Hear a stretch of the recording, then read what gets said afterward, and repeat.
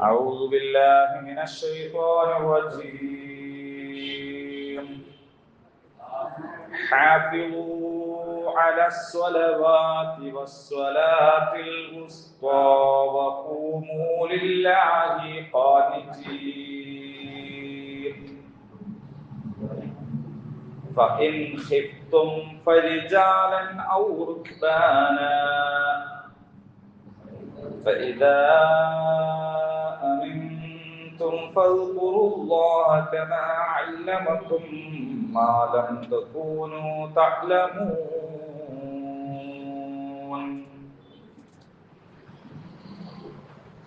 حافظوا നിങ്ങൾ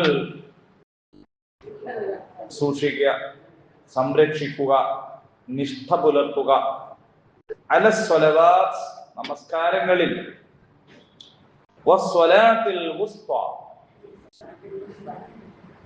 മധ്യ നമസ്കാരത്തിൽ, വഖൂമൂ നിങ്ങൾ നമസ്കരിക്കുക, ലില്ലാ അല്ലാഹുവിന്, ഖാനിതീൻ ഭക്തിയുള്ളവരായിക്കൊണ്ട്, വിനയാന്വിതരായിക്കൊണ്ട്, ഫഇൻ ഖിഫ്തും നിങ്ങൾ ഭയപ്പെടുകയാണെങ്കിൽ, ഫരിജാലൻ അപ്പോൾ നടന്നുകൊണ്ടും, ഔ റുക്ബാന അല്ലെങ്കിൽ വാഹനത്തിലിരുന്ന്, ഫഇദാ അമിൻതും നിങ്ങൾ നിർഭയരായാൽ, ഫദ്കുറുല്ലാഹ് നിങ്ങൾ അല്ലാഹുവിനെ സ്മരിക്കുക, കമാ അല്ലമക്കും അവൻ നിങ്ങളെ പഠിപ്പിച്ച പ്രകാരം, മാലം തകൂനു നിങ്ങളായിരുന്നില്ലാത്തത്, തഅലമൂൻ നിങ്ങൾ അറിയുന്നു. ത്വലാഖിനെ കുറിച്ച് ഉള്ള വാക്കുകൾ അല്ലെങ്കിൽ നമ്മൾ പറഞ്ഞുകൊണ്ടിരിക്കുന്ന കാര്യം അവസാനിച്ചിട്ടില്ല, അല്ലെങ്കിൽ അതിനെക്കുറിച്ച് ഇനിയും പറയാനിരിക്കുന്നു. 240, 241, 242 ആയത്തുകളിലൊക്കെ ഇനിയും നമ്മൾ പറയുന്ന, ഇതുവരെ പറഞ്ഞ കാര്യങ്ങൾ തുടരും. അതിനിടയിൽ ഇതാ സ്വലാത്ത്. അപ്പോ ഇതെന്താ ഇങ്ങനെ? ഖുർആനിനെ കുറിച്ച് അറിഞ്ഞുകൂടാത്ത, അല്ലെങ്കിൽ മറ്റുള്ളവരെ തെറ്റിദ്ധരിപ്പിക്കണമെന്ന് ഉദ്ദേശിക്കുന്ന ആളുകൾ ഇത്തരം ചില സന്ദർഭങ്ങളെ തെറ്റായി വ്യാഖ്യാനിക്കാറുണ്ട്. നിങ്ങൾ ഖുർആൻ വലിയ കിതാബാണ്, ഭയങ്കര സംഭവം എന്നൊക്കെ പറയുന്നുണ്ടല്ലോ. ഖുർആൻ എന്ന് പറയുന്നത് അതുല്യമായ ഒരു ഗ്രന്ഥമാണെന്നൊക്കെ പറയുന്നുണ്ടല്ലോ. പക്ഷേ അതിന് ഒരു വ്യവസ്ഥയില്ല, ഒരു വിഷയക്രമവുമില്ല, ഒരു തുടർച്ചയില്ല. കാരണം ഇതിങ്ങനെ ത്വലാഖിനെ കുറിച്ച് പറഞ്ഞുകൊണ്ടിരിക്കണ ഡെലി നിസ്കാരം, പിന്നെയും ത്വലാഖിനെ കുറിച്ച് എന്തൊക്കെ ഒന്ന് മുഴുവനാക്കിയിട്ടല്ലേ അടുത്തത് പറയേണ്ടത് എന്ന് ചോദിക്കും. അപ്പൊ അതുകൊണ്ടാണ് നമ്മൾ പറയുന്നത്, എന്താണ് ഖുർആൻ എന്ന് അറിഞ്ഞിട്ടാണ് ഖുർആൻ പഠിക്കേണ്ടത്. ഓരോന്നും എന്താണെന്ന് മനസ്സിലാക്കിയിട്ടാണല്ലോ അത് വായിക്കേണ്ടത്. ഇപ്പൊ നമുക്ക് റോഡിന്റെ മുകളിൽ നിന്ന് ഒരു നോട്ടീസ് കിട്ടി, അങ്ങനെ നടന്നു പോകുമ്പോ ഒരു നോട്ടീസ് കിട്ടിയതാണ്. നമുക്ക് വാങ്ങാം, വാങ്ങാതിരിക്കാം, അല്ലേ? എന്തോ ഒരു ചിക്കൻ സ്റ്റാൾ ഉദ്ഘാടനത്തിന് നോട്ടീസാണ് വിചാരിക്കുക. നോട്ടീസ് കിട്ടിയാല് നമുക്ക് വേണമെങ്കിൽ വാങ്ങാം, അല്ല വാങ്ങാതെ നിൽക്കാം. ഇനി വാങ്ങിയിട്ട് അവിടെ ചിക്കൻ സ്റ്റാളാണ് എന്നൊക്കെ മനസ്സിലാക്കിയാൽ അവിടെ പോയിട്ട് ചിക്കൻ വാങ്ങുകയും ചെയ്യാം, വാങ്ങാതിരിക്കുകയും ചെയ്യാം. അതേ സമയത്ത് വില്ലേജിൽ നിന്ന് നമുക്ക് നോട്ടീസ് അയച്ചു, അത് ചിക്കൻ സ്റ്റാളിന്റെ നോട്ടീസ് മാതിരി. ചിക്കൻ സ്റ്റാൾ മാത്രമല്ല കേട്ടോ, ജ്വല്ലറി ഉദ്ഘാടനം ആയിക്കോട്ടെ. ഇനിയിപ്പോ ചിക്കന്റെ എന്തോ ഒരു പ്രശ്നമാണെന്ന് വിചാരിക്കണ്ട, അപ്പൊ ഒരു ജ്വല്ലറി ഉദ്ഘാടനത്തിന് നോട്ടീസ് കിട്ടിയിട്ട് നമുക്ക് വേണമെങ്കിൽ പോവാം, വേണമെങ്കിൽ അല്ലെങ്കിൽ പോവാതിരിക്കാം എന്നതുപോലെ വില്ലേജിന് നോട്ടീസിനോട് നമുക്ക് പ്രതികരിക്കാൻ കഴിയില്ല. വില്ലേജിൽ നോട്ടീസിന്റെ ഘടന എന്താണ് എന്ന് അറിയുന്ന ഒരാൾക്ക് അത് വായിച്ചാൽ തന്നെ മനസ്സിലാവും. അതേപോലെ അല്ല ഒരു ഹോട്ടൽ ഉദ്ഘാടനത്തിന് നോട്ടീസ് ഉണ്ടാകാം. വ്യത്യാസം. ആധാരം എഴുത്ത് ഒരു കലയാണ്. എനിക്ക് ഉറപ്പിച്ചു പറയാൻ കഴിയും, ഇവിടെ ഇരിക്കണ എല്ലാവർക്കും ആധാരം വായിച്ചാൽ തിരിയില്ല.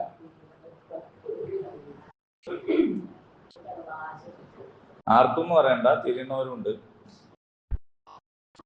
സാധാരണ സ്വത്ത് വ്യവഹാരങ്ങളിൽ ഇടപെടുന്ന ആൾക്കാർക്ക് അത് വേഗം തിരിയും. ആധാരക്കാരൻ മോളെ കല്യാണക്കത്തടിച്ച കഥ പറയാറുണ്ട്. അപ്പൊ അതിലും അയാൾ എന്ത് ചെയ്തിട്ടുണ്ട്? ഈ പറഞ്ഞ പോലെ സർവേ നമ്പറൊക്കെ വെച്ചിട്ട് കത്തടിച്ചു എന്ന് തമാശ പറയാറ്. അപ്പോ ഓരോന്നിനും ഓരോ സ്റ്റൈലാണ്. ഇപ്പൊ ഖുർആൻ എന്ന് പറയുന്നത് ഒരു കർമ്മശാസ്ത്ര ഗ്രന്ഥം അല്ല. ഒരു കർമ്മശാസ്ത്ര ഗ്രന്ഥത്തിൽ നിസ്കാരാണ് പറയണമെങ്കിൽ നിസ്കാരത്തിന്റെ ഷർത്ത്, ഫർള്, അതിന്റെ രൂപം, അല്ലെ, പിന്നെ സുന്നത്ത് നിസ്കാരങ്ങൾ, മഴയ്ക്ക് വേണ്ടിയുള്ള നിസ്കാരം, പെരുന്നാൾ നിസ്കാരം, ഇങ്ങനെ ഇങ്ങനെ ഇങ്ങനെ ഇങ്ങനെ ഇങ്ങനെ അത് പോവാം. ത്വലാഖിനെ കുറിച്ചാണ് പറയണമെങ്കിൽ നമ്മൾ പഠിച്ച പോലെ ത്വലാഖുകൾ ഇത്ര വിധം, അത് അങ്ങനെ തലാഖ്, ഇങ്ങനെ തലാഖ്, അത് തലാഖ് ഇങ്ങനെ സാധുവാകും, ത്വലാഖ് സുന്നിയ, ത്വലാഖ് ബിദ്അയ്യ, ത്വലാഖ് എന്താണെന്ന് ഇങ്ങനെ പറഞ്ഞു പോകും. നോമ്പിനെ കുറിച്ചാണെങ്കിൽ നോമ്പിനെ ഫർളായ നോമ്പ് എന്താണ്, സുന്നത്തായ നോമ്പ് എന്താണ്, അതിന്റെ ശർത്ത് എന്താണ്, ഫർള് എന്താണ്, ഇങ്ങനെ പോകും. കർമ്മശാസ്ത്ര ഗ്രന്ഥങ്ങളുടെ ഒരു രീതി അതാണ്. ഇനി ഒരു സാഹിത്യ പുസ്തകമാണെങ്കിൽ അതിന് അതിൻ്റെതായ ഒരു രീതി ഉണ്ടാവും. ഒരു നോവല്, അപ്പോ സാധാരണ നിലക്ക് അതിൻ്റെതായ ഒരു രീതി ഉണ്ടാവും. അതിലെ കഥാപാത്രങ്ങളൊക്കെ ആദ്യം പരിചയപ്പെടുത്തും, അതിനു വേണ്ടിയിട്ടുള്ള രംഗങ്ങളായിരിക്കും അതിൽ ആവിഷ്കരിച്ചിട്ടുണ്ടാവുക, ഇങ്ങനെ പോകും. ഇത് അള്ളാഹുവിന്റെ കലാമാണ്. ഇത് മനുഷ്യന്റെ ഹൃദയത്തോട് സംസാരിക്കുന്നതാണ്. ഹൃദയത്തിന്റെ ഒരു സ്വഭാവം എന്ന് പറയുന്നത് ഒരു വരയിട്ട് ആ വരന്റെ മുകളിലൂടെ, അല്ലെങ്കിൽ ഒരു റെയിലിലൂടെ ട്രെയിൻ പോകുന്ന പോലെയല്ല ഹൃദയം പോവാ. ഹൃദയം എങ്ങനെയാണ് പോവാ? അതിന്റെ ചിന്ത, അതിന്റെ ആലോചന. ഇപ്പൊ നിങ്ങൾ ഇവിടെ ഇരിക്കുമ്പോൾ തന്നെ പലതിനെ കുറിച്ചും ചിന്തിച്ചു. ഇന്നാള് വന്നില്ലല്ലോ, അപ്പൊ അയാൾ എന്നടുത്ത് പോയതാണ്, പോകുന്ന കഴിഞ്ഞ ആഴ്ച പറഞ്ഞിരുന്നു, അപ്പൊ ആ സ്ഥലത്തിനെ കുറിച്ച് ചിന്തിച്ചു. അവിടെയുള്ള നമ്മളുടെ കുടുംബക്കാരെ കുറിച്ച് ചിന്തിക്കാം. അവിടെ പണ്ട് നമ്മൾ പോയപ്പോ ഉണ്ടായ അനുഭവം ആലോചിക്കാം. അങ്ങനെ അങ്ങനെ പോവത്. പിന്നെ പെട്ടെന്ന് തിരിച്ച് ക്ലാസ്സിലേക്ക് തന്നെ വരാം, അല്ലെ? അങ്ങനെ നമ്മളെ മനസ്സ് എന്ന് പറയുന്നത് ഇങ്ങനെയാണ് പോവാ. അപ്പൊ ഖുർആൻ മനസ്സിനോട് സംസാരിക്കുകയാണ് ചെയ്യുക. അപ്പൊ ആ നിലക്ക് തന്നെ ഈ ആയത്തിനെ പറ്റി മാത്രമല്ല ഞാൻ പറയുന്നത്, ഖുർആനിന്റെ ഒരു വിഷയ അവതരണ രീതി അങ്ങനെയാണ്. അല്ലയോ മുഅ്മിനീങ്ങളെ എന്ന് വിളിക്കുമ്പോൾ ആ കാര്യങ്ങൾ പറഞ്ഞുകൊണ്ടിരിക്കെ തന്നെ മുനാഫിക്കുകളെ കുറിച്ച് പറഞ്ഞിട്ടുണ്ടാവും, മുശ്രിക്കുകളെ കുറിച്ച് പറഞ്ഞിട്ടുണ്ടാവും, അപ്പൊ തന്നെ ഒരു ചരിത്രം പറഞ്ഞിട്ടുണ്ടാവും. ആ ചരിത്രം പറഞ്ഞുകൊണ്ടിരിക്കെ തന്നെ എന്തെങ്കിലും ഒരു ഹുക്മ്, ഒരു വിധി പറഞ്ഞിട്ടുണ്ടാവും, ഒരു മുന്നറിയിപ്പ് തന്നിട്ടുണ്ടാവും, അല്ലെ? അപ്പൊ തന്നെ സ്വർഗത്തെ കുറിച്ച്, നരകത്തെ കുറിച്ച്, പിന്നെ ഉടനെ തന്നെ അള്ളാഹുവിന്റെ കാരുണ്യത്തെ കുറിച്ച്, മനുഷ്യന്മാരെ കുറിച്ച്, പ്രകൃതിയെ കുറിച്ച്, ഇങ്ങനെയാണ് അത് പോവാ. അല്ലാണ്ട് അൽ ബക്കറ, പശു എത്ര വിധം, എങ്ങനെയൊക്കെ, പിന്നെ അങ്ങനെയല്ല അത് പോവാ. നിസാ, പെണ്ണുങ്ങൾ, പെണ്ണുങ്ങൾ ഇത്ര വിധമുണ്ട്, പിന്നെ അതിലധികവും ഇങ്ങനെയാണ് എന്നും പറഞ്ഞിട്ടുള്ള സംഗതിയല്ല. അപ്പൊ ഖുർആനിന്റെ ഒരു അവതരണ ക്രമം എന്ന് പറയുന്നത് ഖൽബിനോട് സംസാരിക്കുന്ന രീതിയാണ് ഒന്ന്. ഇനി അതുപോലെ തന്നെ പ്രധാനപ്പെട്ട ഒരു കാര്യം ആണ് ഇവിടെ ഇപ്പൊ പറഞ്ഞത്. പക്ഷേ ഇതിൽ യാതൊരു തരത്തിലുമുള്ള ചേരായികയോ വൈരുദ്ധ്യമോ ഒന്നുമില്ല. അത് മനസ്സിലാവണമെങ്കിൽ ഇസ്ലാം ദർശനത്തെ കുറിച്ച് അല്ലെങ്കിൽ ഇസ്ലാം സംസ്കൃതിയെ കുറിച്ച് ഇസ്ലാമിന്റെ ആദർശത്തെ കുറിച്ച് നമുക്കൊരു ബോധമുണ്ടായാൽ മതി. അതെങ്ങനെയാണെന്ന് ചോദിച്ചാൽ, ഇവിടെ പ്രായോഗിക ജീവിതത്തിലെ നടപടിക്രമങ്ങളെ കുറിച്ചാണ് പറയുന്നത്. ഭാര്യ, ഭർത്താവ്, അല്ലെ, നിക്കാഹ്, ത്വലാഖ്, ഇദ്ദ എന്നൊക്കെ പറയുന്നത് നമ്മുടെ ജീവിതത്തിലെ പ്രായോഗികമായ കാര്യങ്ങളാണ്. ആ കാര്യങ്ങളും സ്വലാത്ത്, നമസ്കാരവും രണ്ട് പരസ്പര ബന്ധമില്ലാത്ത സംഗതികളല്ല. ഒരു മനുഷ്യന്റെ ജീവിതത്തിൽ സ്വലാത്ത് അടിസ്ഥാനമാണ്, ഇസ്ലാമിന്റെ അടിസ്ഥാന സ്തംഭമാണ്, അല്ലെ. അസ്വലാത്തു ഇമാദുദ്ദീൻ, ദീനിന്റെ നെടുംതൂണാണ്. നൂറു സമാവാത്ത് വൽ അർദ്, ആകാശ ഭൂമികളുടെ വെളിച്ചമാണ്, പ്രകാശമാണ്. ഇസ്ലാം കാര്യം എന്ന് പറയുന്നതിലെ പ്രധാനപ്പെട്ട ഒന്നാണ് കലിമത്ത് ഷഹാദ. കഴിഞ്ഞാൽ പിന്നെ എന്താണ്? സ്വലാത്ത്. അപ്പോൾ ഇസ്ലാമിക ജീവിതത്തിന്റെ ഒരു കേന്ദ്ര ബിന്ദുവാണ് യഥാർത്ഥത്തിൽ സ്വലാത്ത്. നമസ്കാരം, നിസ്കാരം, നിക്കാരം എന്നൊക്കെ നമ്മൾ പറയുന്നത് ഈ ഒരു സംഗതിയെ കുറിച്ചാണ്. ചില ആളുകൾ പറയും നമസ്കാരം എന്ന് പറയാൻ പാടില്ല, കാരണം നമസ്കാരം എന്ന് മലയാളത്തിൽ അഭിവാദന രീതിയുണ്ട്, അതായി പോകുന്നു. എന്നിട്ട് ചില ആൾക്കാരൊക്കെ ബോർഡിന്റെ മുകളിലും നിസ്കാരപ്പള്ളി എന്നാണ് എഴുതി വെക്കുക. കാരണം നമസ്കാരപ്പള്ളി ആവണ്ടെന്ന് വിചാരിച്ചിട്ടാണ് നിസ്കാരപ്പള്ളി എന്ന് എഴുതി വെക്കുന്നത്. ഓരോരുത്തരുടെ നീയത്തനുസരിച്ച് കൂലി കിട്ടുമ്പോൾ അവരുടെ സൂക്ഷ്മതക്ക് കൂലി കിട്ടുമായിരിക്കും. പക്ഷെ മലയാള ഭാഷയിൽ നമസ്കാരം എന്ന് നമ്മൾ പറഞ്ഞാൽ നമ്മൾ ഉദ്ദേശിക്കുന്നത് സ്വലാത്താണ്. അസ്വലാത്തു ഖൈറും മിനൻ നൗം, അല്ലേ?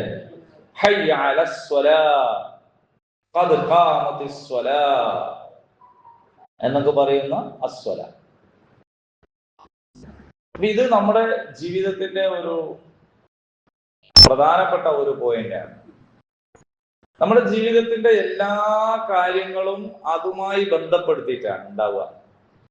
ആ ഒരു കേന്ദ്രം, അതിനെ കേന്ദ്രമാക്കിയിട്ടാണ് എല്ലാറ്റിലേക്കുള്ള ചരട് പോകുന്നത്.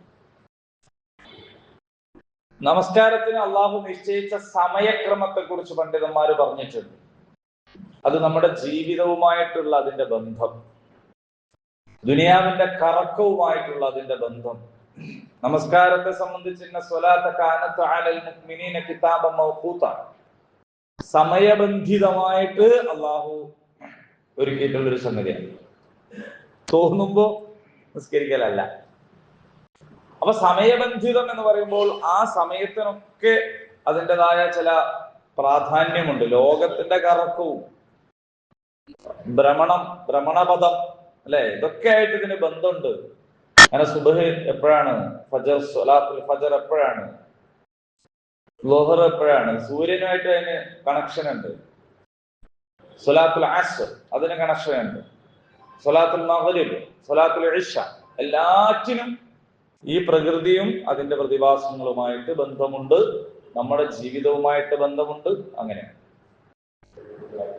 അപ്പൊ ഇവിടെ ത്വലാഖിനെ കുറിച്ച്, ഇദ്ദയെ കുറിച്ച് പറഞ്ഞുകൊണ്ടിരിക്കുമ്പോൾ പറയാൻ പറ്റാത്ത, അതുമായിട്ട് ബന്ധമില്ലാത്ത ഒരു വിഷയമല്ല സ്വലാത്ത്. നിങ്ങളുടെ ജീവിതത്തിലെ കല്യാണമാണെങ്കിലും ത്വലാഖാണെങ്കിലും മരണമാണെങ്കിലും മറ്റെന്ത് കാര്യമാണെങ്കിലും അതെല്ലാം പരിശുദ്ധ ദീനുൽ ഇസ്ലാമിനെ സംബന്ധിച്ചിടത്തോളം വേറെ വേറെ വേറെ കാര്യങ്ങളല്ല, അതെല്ലാം കൂടി ഒരു കാര്യമാണ്. അപ്പൊ ജീവിതത്തെ അതിന്റെ ഒരു ടോട്ടാലിറ്റി, അതിന്റെ ഒരു മൊത്തത്തിൽ എടുക്കുക എന്നതാണ് ഇസ്ലാമിന്റെ ഒരു സ്വഭാവം. അപ്പോ നമ്മളിപ്പോ നമ്മളെ ജീവിതത്തെ സംബന്ധിച്ച് കല്യാണം അത് നമ്മളാണ് തീരുമാനിക്കുക. നമുക്ക് അതിൻ്റെതായ ഒരു രീതിയുണ്ട്, ഒരു സ്റ്റൈൽ, കല്യാണത്തിന്റെ ഒരു സ്റ്റൈല് നമ്മൾ വേറെ കണ്ടുപിടിച്ചിട്ടുണ്ട്. അതും ഇതുമായിട്ട് ഉള്ള ആകെ ബന്ധം എന്താന്ന് വെച്ചാൽ പള്ളി കമ്മിറ്റിയും ഉസ്താദും ഒക്കെ നിക്കാഹിനുണ്ടാവും എന്നതാണ്. അത് കഴിഞ്ഞാല് പിന്നെ അവിടെ നടക്കുന്ന കാര്യങ്ങളും ഈ പറഞ്ഞ നിക്കാഹും അന്തു സ്വലാത്തും തമ്മിൽ പ്രത്യേകിച്ച് ഒരു ബന്ധം ഉണ്ടാവണമെന്ന് നമുക്ക് പ്രയോഗതലത്തിൽ നിർബന്ധമില്ല. ഇസ്ലാമിൽ നിർബന്ധമുണ്ട്, പ്രയോഗത്തിൽ നിർബന്ധമില്ല, നിർബന്ധമുള്ളതായിട്ട് കാണുന്നില്ല. നിങ്ങൾക്ക് വിഷമം ഉണ്ടാവോ എന്ന് എനിക്ക് അറിഞ്ഞൂടാ. വിഷമം ഉണ്ടായാലും എനിക്കിട്ട് പ്രശ്നമില്ല എന്ന ആമുഖത്തിൽ പറയാണ്, നിക്കാഹിന് ശേഷം സ്റ്റേജിന്റെ മുകളില് വധുവരന്മാരെ പ്രദർശിപ്പിക്കുന്നത് ശരിയായ ഒരു കാര്യമല്ല. നിങ്ങളൊക്കെ കല്യാണത്തിൽ വന്ന് നിങ്ങളൊക്കെ സ്റ്റേജിൽ കയറുന്നേ,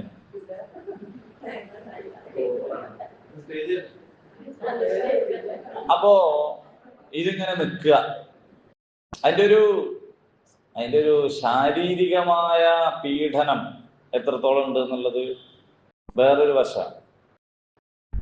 കാരണം ഈ പെണ്ണ് കൊടുത്തിട്ടുള്ള ഡ്രസ്സ് അതിന്റെ അടിയിൽ റിങ്ങും ഇരുമ്പിന്റെ കമ്പിയൊക്കെ ഉണ്ടാവും, എന്ന് വെച്ചാൽ ഇങ്ങനെ നിൽക്കാൻ വേണ്ടി.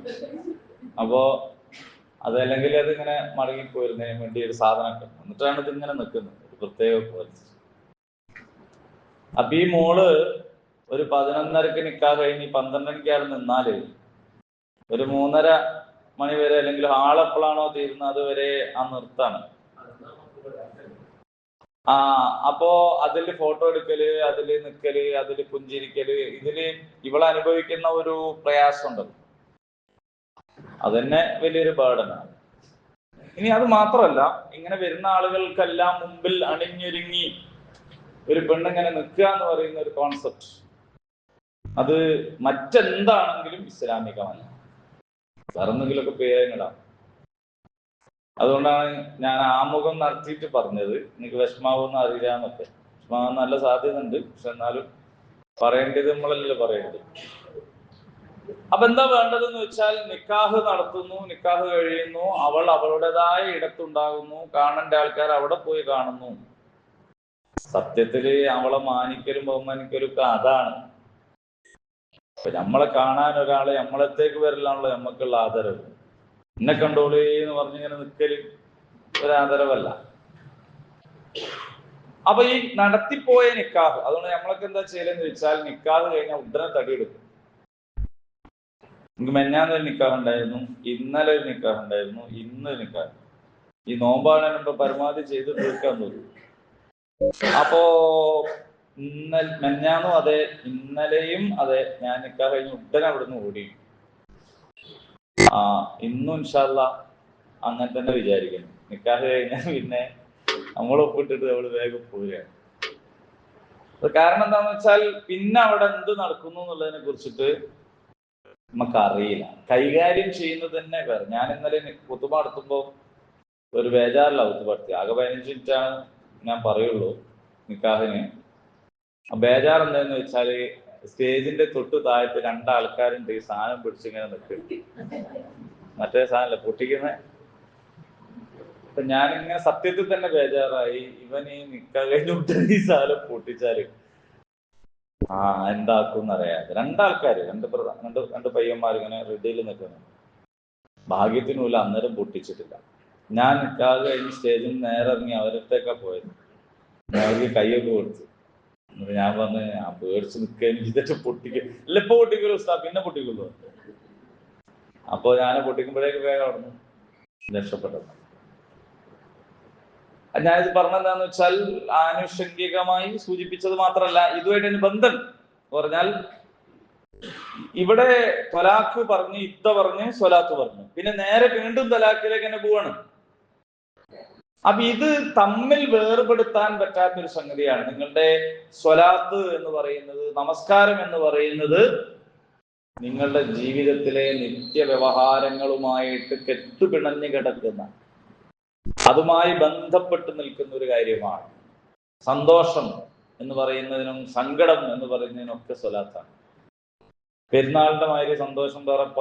അപ്പൊ അതിന് നമുക്ക് പ്രധാനമായിട്ട് ചെയ്യാനുള്ളത് എന്താണ്? നിസ്കാരം, സ്വലാത്തുൽ ഈദ്. സങ്കടം മരണാണല്ലോ, അതിന് നമുക്കുള്ളത് എന്താണ്? നിസ്കാരം. സംശയം ഉണ്ടായി നമുക്ക്, കൺഫ്യൂഷൻ ഉണ്ടായി നമുക്ക്, അതിന് നമുക്കുള്ളത് നിസ്കാരമാണ്. നമുക്കൊരു വലിയൊരു സാധനം കിട്ടി, ജയിച്ചു, ശുക്രിന്റെ, അപ്പോൾ നമുക്കുള്ളത് സുജൂദാണ്. ഇങ്ങനെ വിശ്വാസിയുടെ ജീവിതത്തിൽ എല്ലായ്പ്പോഴും അതുമായിട്ട് കെട്ടുപിണഞ്ഞു കിടക്കുകയാണ്, സ്വലാത്തുമായിട്ട്. അപ്പൊ അതിനെ കുറിച്ചാണ് ഇവിടെ പറയുന്നത്. നിങ്ങൾ എന്ത് ചെയ്യണം? ഹാഫിദു, നിങ്ങള് സംരക്ഷിക്കണം. ഹിഫ്ള് എന്ന് പറഞ്ഞാൽ സംരക്ഷിച്ചു. അപ്പൊ ഖുർആൻ ആയത്തുകളെ ഖൽബിൽ സംരക്ഷിക്കുന്നത് കൊണ്ടാണ് ഹാഫിദ് എന്ന് പറയുന്നത്. നിങ്ങളൊക്കെ ഒരു കണക്കിന് ഹാഫിദുകളാണ് കേട്ടോ, അല്ലേ? ഹാഫിദല്ലേ? ഖുർആൻ മൊത്തല്ലെങ്കിലും ഫാത്തിഹ ആയത് കുറെ സുഹൃത്തുക്കളുടെ കാര്യത്തില് നിങ്ങൾക്ക് ഹാഫിദകളാണ്.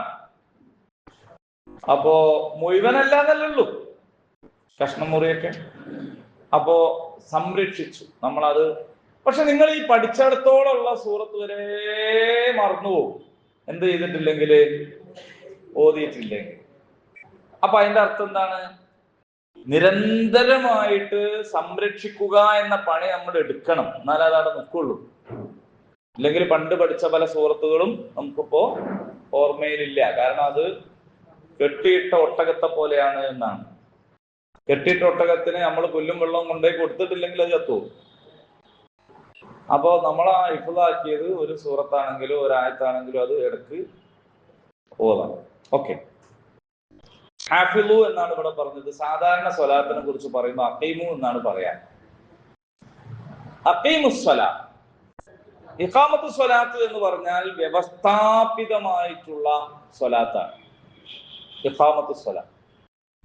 അപ്പൊ ഇഖാമത്തു സ്വലാത്ത് എന്ന് പറയുമ്പോൾ പള്ളി ഉണ്ടാവും, ബാങ്ക് ഉണ്ടാവും, ഇമാമത്ത് ഉണ്ടാവും, ഇഖാമത്ത് ഉണ്ടാവും, അല്ലെ? ജമാഅത്തായിട്ടായിരിക്കും. അപ്പോ അതാണ് ഇഖാമത്തു സ്വലാത്ത്. അപ്പൊ അഖീമു എന്നാണ് സാധാരണ ഖുർആനിൽ പറയലുള്ളത് നിസ്കാരത്തിനെ പറ്റി. പക്ഷെ ഇവിടെ മാത്രല്ല, ഇവിടെ പറഞ്ഞത് ഹാഫിളു എന്നാണ്. അപ്പൊ അത് എന്തുകൊണ്ടാണ് എന്നുള്ളത് നമുക്ക് അടുത്ത ആയത്ത് കൂടി വായിക്കുമ്പോൾ മനസ്സിലാവും. ഹാഫിളു അലസ് സ്വലവാത്ത്, നിങ്ങളുടെ നമസ്കാരങ്ങളിൽ എന്തു ചെയ്യണം? നിങ്ങൾ സൂക്ഷ്മതയുള്ളവർ, അതായത് അതിനെ സംരക്ഷിക്കണം, അതിനെ നിലനിർത്തണം, അതെപ്പോഴും അതിൽ നിഷ്ഠ പാലിക്കണം. മധ്യ നമസ്കാരത്തിൽ, വസത്ത് എന്ന് പറഞ്ഞാൽ മധ്യം എന്നാണ്. മദ്യം എന്നല്ല, മധ്യം എന്നാണ്. നോക്കാം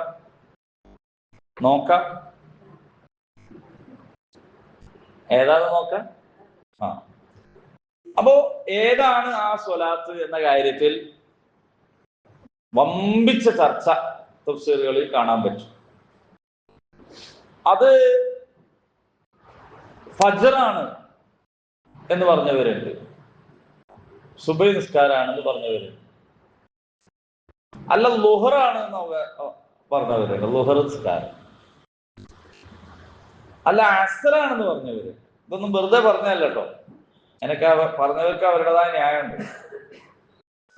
രാവിന്റെയും പകലിന്റെയും മധ്യത്തിലായതുകൊണ്ട് മഗ്രിബാണെന്ന് പറഞ്ഞവര്,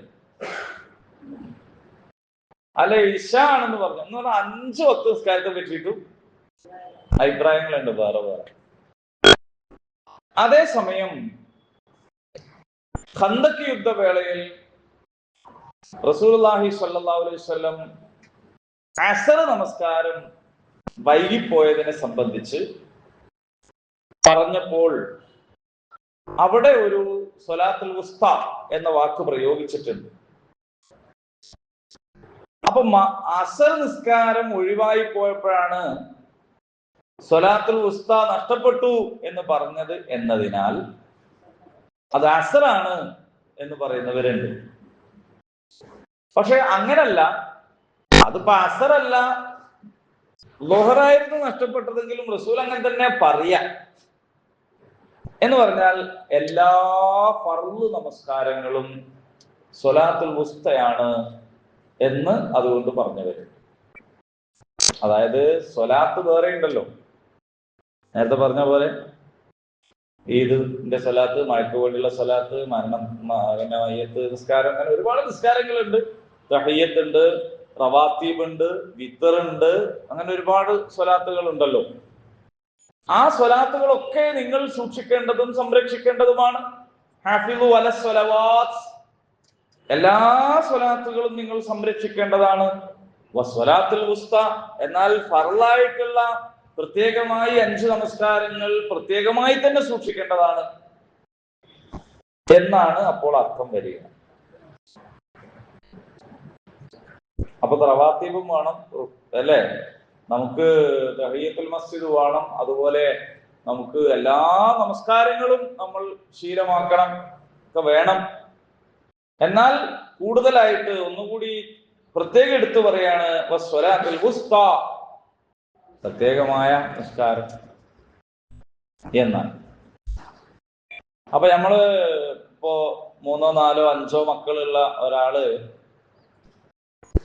ഒരു മോനെ, എന്റെ പൊന്നു മോനെ എന്ന് വിളിച്ചാൽ അതിന്റെ അർത്ഥം മറ്റുള്ളതൊക്കെ ചെമ്പ് മോനാണ് എന്നല്ല. ആ വിളിക്കണ സമയത്ത് ഉള്ള മോനോടുള്ള ഒരു സ്നേഹപ്രകടനം. മറ്റേ മോനും പൊന്നുമോൻ തന്നെയാണ്, മറ്റേ മോളും പൊന്നുമോൾ തന്നെയാണ്. അപ്പോ ഒരു സ്വലാത്തിനെ കുറിച്ച് റസൂൽ അങ്ങനെ പറഞ്ഞപ്പോ ആ സ്വലാത്തിന്റെ പ്രാധാന്യം അത് കാണിക്കാൻ വേണ്ടി, അതേ സമയത്ത് മഗ്‌രിബാണ് മുടങ്ങിയതെങ്കിലും സാധാരണ നിലക്ക് പണ്ട് രാത്രി കാലങ്ങളിൽ യുദ്ധം ഉണ്ടാവൂല. ഇപ്പോഴാണല്ലോ രാവും പകലും എന്നുള്ള വ്യത്യാസമില്ലാത്ത യുദ്ധം. അപ്പോൾ രാത്രി അങ്ങനെ ഒരു സന്ദർഭം ഉണ്ടായിട്ടില്ല എന്നേ ഉള്ളൂ, പകലാണ് ഉണ്ടാവുക. അപ്പൊ അതുകൊണ്ടാണ് അതിനെ കുറിച്ച് പറഞ്ഞത് എന്നാണ് പറയുന്നത്. വഖൂമൂ ലില്ലാഹി ഖാനിതീൻ, നിങ്ങൾ അള്ളാഹുവിന്റെ മുമ്പിൽ ഭക്തിയോടെ നിൽക്കുക. സ്വലാത്തിൽ മാത്രമല്ല, ഏത് സമയവും അള്ളാഹുവിനോടുള്ള ഖുനൂത്ത്, അതാണ് ഈ പറഞ്ഞത്. അത് എല്ലായ്പ്പോഴും ഭക്തിപൂർവം ആയിരിക്കണം നിങ്ങളുടെ പെരുമാറ്റം. അപ്പൊ അത് നിക്കാഹാണെങ്കിലും തലാഖാണെങ്കിലും സൽക്കാരാണെങ്കിലും എന്താണെങ്കിലും ഏത് നേരത്തും വിശ്വാസികൾ അള്ളാഹുവിന്റെ മുമ്പിൽ ഭക്തിയോടുകൂടി നിൽക്കുന്നവരാണ്. നിങ്ങൾ ഭയപ്പെടുകയാണെങ്കിൽ, ആ ഭയം എന്തിനെ കുറിച്ചാണ്? അത് യുദ്ധത്തെ കുറിച്ച് ആകാം, യുദ്ധമല്ലാത്ത ഒരുപക്ഷെ മറ്റെന്തെങ്കിലും ഭയം ആവാം. ഇപ്പൊ വന്യമൃഗങ്ങളെ പേടിക്കുക, ഒരു യാത്ര പണ്ടങ്ങൾക്കുള്ള സാധ്യത ഉണ്ടല്ലോ, ഇപ്പോഴും ഉണ്ട് അല്ലേ. കടുവ ഒരാളെ തിന്നില്ലേ, ഞാൻ രാധ എന്ന് പറയുന്ന പെണ്ണനെ കടുവ കൊന്നു എന്ന് പറയുന്നതിനേക്കാൾ ഭീകരല്ലേ കടുവ തിന്നു എന്ന് പറഞ്ഞാൽ? എത്ര ഭീകരാന്ന് ആലോചിക്കുക. കടുവ കൊന്നു എന്നുള്ളത് ആണെങ്കിൽ തന്നെ ഭീകരാണ്, പക്ഷെ കടുവ കൊന്നു തിന്നാന്ന് പറഞ്ഞാൽ, അപ്പോ പിന്നെ അങ്ങനെ ഏതെങ്കിലും ഒരു സ്ഥലത്തോ സന്ദർഭത്തിലോ നമ്മൾ എത്തിപ്പെട്ടാൽ അതൊരു ഭയമാണ്. ഭ്രാന്തായി ഇറങ്ങിയ സീസണാണ്, ഭ്രാന്ത നായ്ക്കളെ കൊണ്ടുള്ള പ്രശ്നം, അതൊരു ഭയമാണ്. അല്ലെങ്കിൽ കലാപം നടക്കുന്നു, അതൊരു ഭയം ഉള്ള സാഹചര്യമാണ്. ഇനി അത്രയൊന്നും പോകണ്ട, ചിലപ്പോ നമ്മളുടെ ട്രെയിൻ മിസ്സാവും, അതൊരു ഭയമാണ്. ട്രെയിൻ അതിന് ടൈം ഉണ്ടാവും, ഫ്ലൈറ്റ് മിസ്സായി പോകും. ഇവിടുന്ന് എയർപോർട്ടിലേക്ക് പോവാണ്, ബ്ലോക്കായി, ആകെ പ്രയാസപ്പെട്ടു. ഇപ്പൊ നമ്മളെ സൈഡിലുള്ള ഒരു പള്ളിയിൽ കയറി നിസ്കരിച്ചു കഴിഞ്ഞാൽ നമ്മളുടെ ഫ്ലൈറ്റ് മിസ്സാവും എന്ന് നമ്മൾ ഭയപ്പെടുന്നു. അങ്ങനെ ഭയം എന്ന് പറയുന്നത് പലതരത്തിലുണ്ട്. അങ്ങനെ നിങ്ങൾ ഭയപ്പെടുകയാണെങ്കിൽ ഫരിജാല, നടന്നുകൊണ്ട്, ആ റുക്ബാന അല്ലെങ്കിൽ വാഹനത്തില് ഇങ്ങനെയൊക്കെ നിസ്കരിക്കാൻ. അപ്പോ ഒരിടത്ത് പോയി നിന്ന്, അപ്പൊ സ്വലാത്ത് യഥാർത്ഥത്തിൽ ഇഖാമത്ത് സ്വലാ എന്ന് പറയുമ്പോ എങ്ങനെയാണ്? അതിൻ്റെതായ രീതിയുണ്ട്. നിൽക്കാൻ കഴിയുന്നവർ നിൽക്കുക, ഖിബലയെ അഭിമുഖീകരിക്കുക, ഏത്. അപ്പോ സ്വലാത്തിന് സാധാരണ നിലയ്ക്ക് ഒരു രീതിയുണ്ട്. നിൽക്കാൻ കഴിയുന്നവർ നിൽക്കണം, ഖിബലയെ അഭിമുഖീകരിക്കണം, അല്ലെ, അങ്ങനെയൊക്കെയുള്ള. പക്ഷെ അത്തരത്തിലുള്ള രീതികളെല്ലാം, അതിലെല്ലാം ഇളവുണ്ട് നിങ്ങൾ ഭയത്തിലാണെങ്കിൽ. അപ്പൊ ട്രെയിനിൽ ഇങ്ങനെ യാത്ര ചെയ്തുകൊണ്ടിരിക്കുമ്പോൾ ഒരു സ്റ്റേഷനിലെത്തി, നിങ്ങൾക്ക് വേണമെങ്കിൽ ഇറങ്ങിയിട്ട് അവിടെ നന്നായിട്ട് മുസല്ലൊക്കെ ഇട്ട് നിസ്കരിക്കാം. പക്ഷെ അപ്പൊ നിസ്കരിച്ചാൽ ട്രെയിൻ അങ്ങ് പോകും എന്നാണ് നിങ്ങൾ ഭയപ്പെടുന്നത്. അപ്പൊ നിങ്ങൾക്ക് ട്രെയിനിൽ നിന്ന് നിസ്കരിക്കാം. അപ്പൊ ട്രെയിനിൽ നിൽക്കാൻ പറ്റും, നിൽക്കാം, അല്ലെങ്കിൽ ഇരുന്ന് നിസ്കരിക്കാം. അപ്പൊ നിങ്ങൾക്ക് കിബില ഇടാനൊന്നും തിരിയണില്ല, എങ്ങോട്ട് തിരിഞ്ഞും നിസ്കരിക്കാം. അപ്പോ അതിനെല്ലാം ഇളവും. പക്ഷെ ഈ ഇളവൊക്കെ നിങ്ങളുടെ തടിക്കാണ്, ശരീരത്തിനാണ്. നേരത്തെ പറഞ്ഞത് നിങ്ങൾ ഉറപ്പിക്കണം. വഖൂമൂലില്ലാഹി ഖാനിതീൻ, നിങ്ങളുടെ മനസ്സ് അള്ളാഹുവിന് വിധേയപ്പെടണം, ഭക്തി ഉണ്ടായിരിക്കണം. ശരീരം കുനിയ, സുജൂദ് പോവുക എന്നൊക്കെ പറഞ്ഞ സാധനം കയ്യെങ്കിൽ ചെയ്താൽ മതി. കുനിയാൻ പറ്റാത്ത ഒരാളാണെങ്കിൽ കുനിയണമെന്നില്ല, അല്ലേ? നട്ടലിന് പരിക്ക് പറ്റണമെന്ന് മാത്രം ഒന്നുമില്ല. കണ്ണോപ്പറേഷൻ ചെയ്താൽ മതി. കുനിയരുത് എന്ന് പറഞ്ഞാൽ എന്ത് ചെയ്യും? ഡോക്ടർ പറയണം കുനിയരുത്. അപ്പൊ നമ്മള് കുനിയാൻ പറ്റാത്ത അവസ്ഥയിലായിരിക്കും. പക്ഷെ അത് നിങ്ങളുടെ തടിയാണ് കുനിയാൻ പറ്റാത്തത്. നിങ്ങളുടെ മനസ്സ് അല്ലാഹുവിന്റെ മുമ്പിൽ എപ്പോഴും കുനിഞ്ഞും കൊണ്ടായിരിക്കണം, വിധേയപ്പെട്ടുകൊണ്ടായിരിക്കണം. നിങ്ങൾ ഭയപ്പെടുകയാണെങ്കിൽ അല്ലെ, കാലിലായിക്കൊണ്ട് എന്ന് പറഞ്ഞാൽ നടന്നുകൊണ്ട്. റക്കിബ എന്ന് പറഞ്ഞാൽ കയറി. സാധാരണ അങ്ങനെ പറഞ്ഞാൽ വാഹനത്തിൽ കയറി എന്നാണ്. അല്ലേ, എന്റെ കൂടെ, ഞങ്ങളെ കൂടെ കേറിക്കോ എന്ന് പറഞ്ഞില്ലേ? ആരെയും പറഞ്ഞ് അറിയണ്ടല്ലോ, ആരെയും പറഞ്ഞ്? അങ്ങനെ ഖുർആനിലുണ്ട്, ഞങ്ങളെ കൂടെ കേറിക്കോ. ഗുഡ്. നൂഹ് നബി അലൈഹിസ്സലാം മോനോട് പറഞ്ഞു ഞങ്ങളെ കൂടെ കേറിക്കോ. മോൻ പറഞ്ഞ നിങ്ങൾ പോയിക്കോളിയാ, പോയി, ഞാൻ മല്ലോട് പോയിക്കോളൂ. അപ്പൊ അവിടെ ഈ ഇർക്കബ് എന്ന് പറഞ്ഞാൽ വെറുതെ കയറല്ല, വാഹനത്തിൽ കയറുന്നതിനാണ് ആ ഉദ്ദേശിച്ചത്. അപ്പൊ അതേപോലെ ആ ഉർഖ്ബാന അല്ലെങ്കിൽ വാഹനത്തിൽ ആയിരുന്നോ നിങ്ങൾ എന്ത് ചെയ്യണം? നിസ്കരിക്കണം.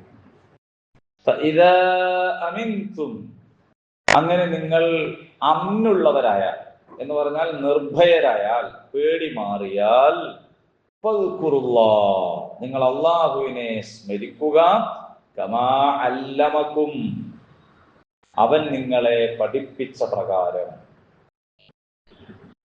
അപ്പോൾ ഭയമുള്ള അവസ്ഥയിൽ നിങ്ങൾക്ക് അവൻ പഠിപ്പിച്ച പ്രകാരം അല്ലാതെ നിസ്കരിക്കാം. ഭയം മാറിക്കഴിഞ്ഞാൽ പിന്നെ ഞാന് ട്രെയിനിൽ നിന്ന് കയറിയപ്പോ ഇങ്ങനെ നിസ്കരിച്ച് എന്നും പറഞ്ഞപ്പോ മരത്ത് പടിക്കെട്ടുമ്പോൾ കയറി ഇരുന്നിട്ട് അങ്ങനെ നിസ്കരിക്കരുത്. ഞാൻ ട്രെയിനിലെ ബർത്തിൽ ഇങ്ങനെ ഇരുന്ന് നിസ്കരിച്ചിട്ടുണ്ട്, അങ്ങോട്ടും തിരിഞ്ഞിരുന്ന് ഇങ്ങോട്ടും തിരിഞ്ഞിരുന്ന്. അതുകൊണ്ട് ഞാൻ ഇവിടെ ഒന്നും പ്രശ്നമില്ല എന്ന് വിചാരിക്കരുത്. കാരണം വീട്ടിലായിരിക്കുമ്പോൾ വീട് പോയി പോവോ എന്നുള്ള ബേജാറൊന്നുമില്ല, നായി വരുമോ എന്ന് ബേജാറില്ല. അപ്പൊ നിങ്ങൾക്ക് എന്ത് ചെയ്യാവുന്നതാണ്? അള്ളാഹു പഠിപ്പിച്ച പ്രകാരം നിസ്കരിക്കണം എന്നുള്ളതിന് ഇവിടെ പറഞ്ഞത് അള്ളാഹുവിനെ സ്മരിക്കുക എന്നാണ്. അപ്പൊ കാരണം സ്വലാത്തിലെ ഏറ്റവും പ്രധാനപ്പെട്ട ഒരു കാര്യം അള്ളാഹുവിനെ സ്മരിക്കുക എന്നതാണ്. അള്ളാഹുവിനെ ഓർമ്മിക്കുക. അള്ളാഹുവിനെ ഓർമ്മിക്കാത്ത ഒരു സ്വലാത്തല്ല. അങ്ങനത്തെ ഒരു സ്വലാത്താണ് മുനാഫിക്കുകളുടെ സ്വലാത്ത്. ഒരു അള്ളാഹുവിനെ ഒരു നിസ്കരിക്കും, പക്ഷെ അതിലെ ദിക്ർ ഉണ്ടാവില്ല, അള്ളാഹുവിനെ സ്മരിക്കുകയില്ല. ആരുടെ നിസ്കാരം? അള്ളാഹുവിനെ ഓർമ്മിക്കാത്ത നിസ്കാരം ആരുടെ നിസ്കാരമാണ്? അത് നിങ്ങൾ തന്നെ പറഞ്ഞാണോ? അവനെ പറ്റി ആലോചിക്കാൻ പോണം. അപ്പൊ നമ്മളെ സ്വലാത്തിൽ അള്ളാഹിനെ കുറിച്ച് നമ്മൾ ഓർമ്മിക്കുന്നില്ലെങ്കിൽ അള്ളാഹു കാത്ത് രക്ഷിക്കുമാറാകട്ടെ. അതിനു വേണ്ടിയാണ് പറയുന്നത്. അല്ലാണ്ട് ഏതോ ഒരു മുനാഫിക്കിന്റെ സ്വഭാവം നമുക്ക് അങ്ങനെ പറഞ്ഞു തരല്ല. അത് നിങ്ങൾ സ്വലാത്തിൽ അള്ളാഹുവിനെ സ്മരിക്കണം. അള്ളാഹുവിനെ സ്മരിക്കുന്നവനാണ് യഥാർത്ഥ മുഅ്മിൻ. വലദിക്റുല്ലാഹി അക്ബർ, അതാണ് ഏറ്റവും പ്രധാനം. അങ്ങനെ ഒരു സ്മരണ ഇല്ലാത്ത സ്വലാത്ത് നിർവഹിക്കുന്നവരുണ്ട് നാട്ടിൽ, അത് മുനാഫിക്കുകളാണ്. അപ്പോൾ നിങ്ങളുടെ ഭയം മാറിയാൽ എന്ത് ചെയ്യണം? നിങ്ങൾ അള്ളാഹുവിനെ സ്മരിക്കുക. കമാ അല്ലമക്കും, അവൻ നിങ്ങളെ പഠിപ്പിച്ച പ്രകാരം. മാലം തകൂനൂ തഅലമൂൻ, നിങ്ങൾക്ക് അറിവില്ലാതിരുന്നത് അള്ളാഹു നിങ്ങൾക്ക് പഠിപ്പിച്ചു തന്നതുപോലെ. അപ്പൊ നിങ്ങൾക്ക് അറിവില്ലാത്ത കാര്യങ്ങൾ ആരാണ് പഠിപ്പിച്ചു തന്നത്? അള്ളാഹുവാണ്. അല്ലമൽ ഇൻസാന മാ ലം യഅലം, മനുഷ്യൻ അവൻ അറിയാത്തത് അള്ളാഹു പഠിപ്പിച്ചു. അപ്പൊ ആ വാക്കിന്റെ ഇടയിൽ വേറൊരു സംഗതി കൂടി ഒളിഞ്ഞിരിപ്പുണ്ട്. അതെന്താണ്?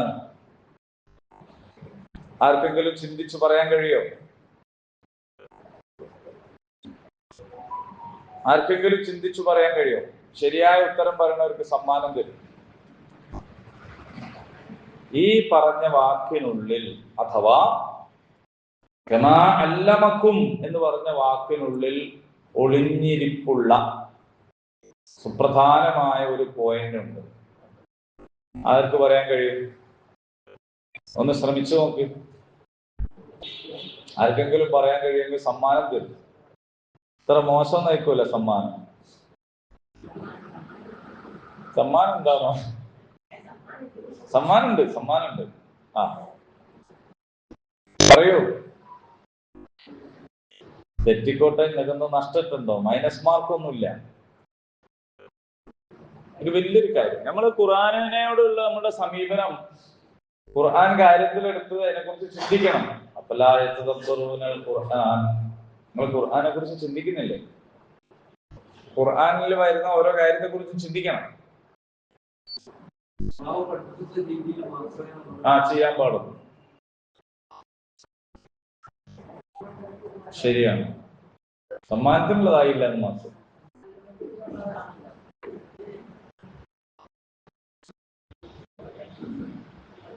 ചിന്തിച്ചോ? നല്ലോണം ചിന്തിച്ചോ? ചിന്തിച്ചിട്ട് കിട്ടിയില്ല കുഴപ്പമില്ല. എന്നാ കേട്ടോ. ഇല്ല, തോറ്റ്. നിങ്ങൾക്ക് തോറ്റ്. അല്ലാഹുവാണ്. അങ്ങനെ ഉണ്ടോ അവിടെ?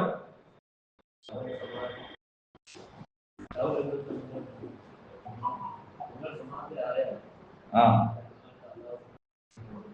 ആ ഒഴിച്ചോ? പോയി. അതായത് അള്ളാഹു പറയണേ, നിങ്ങൾ നിസ്കാരത്തെ നിഷ്ഠയോടെ നിലനിർത്തുക, അള്ളാഹുവിനോട് ഭക്തിയുള്ളവരാകുക. ഓക്കെ. ഇനി നിങ്ങളുടെ ഭയപ്പാട് മാറിയാൽ, നിങ്ങൾ ഭയപ്പെടുകയാണെങ്കിൽ നിങ്ങൾ എന്ത് ചെയ്തോളി? നടന്നു നിസ്കരിച്ചോളി, അല്ലെ വണ്ടിയിൽ ഇരുന്നിട്ട് നിസ്കരിച്ചോളി, അങ്ങനൊക്കെ. എന്നാൽ പോലും നിസ്കാരങ്ങൾ വിടരുത്. പിന്നെ പറയണത്, നിങ്ങളുടെ ഭയപ്പാട് മാറി നിർഭയത്വം ഉണ്ടായാൽ അള്ളാഹു നിങ്ങളെ പഠിപ്പിച്ച പ്രകാരം നിങ്ങൾ നിസ്കരിക്കാന്നാണ്.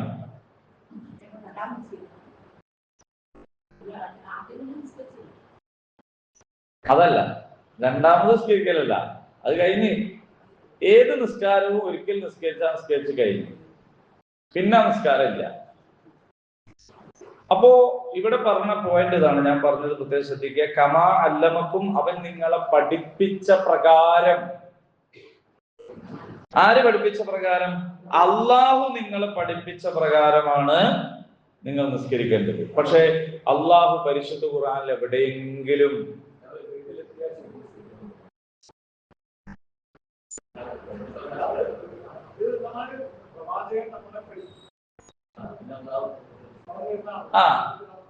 അതാണ് അതിന്റെ പോയിന്റ്. അതായത് സമ്മാനം കേട്ടോ, സമയം കഴിഞ്ഞു, ടൈം ഔട്ട് ആയ പിന്നെ സമ്മാനം.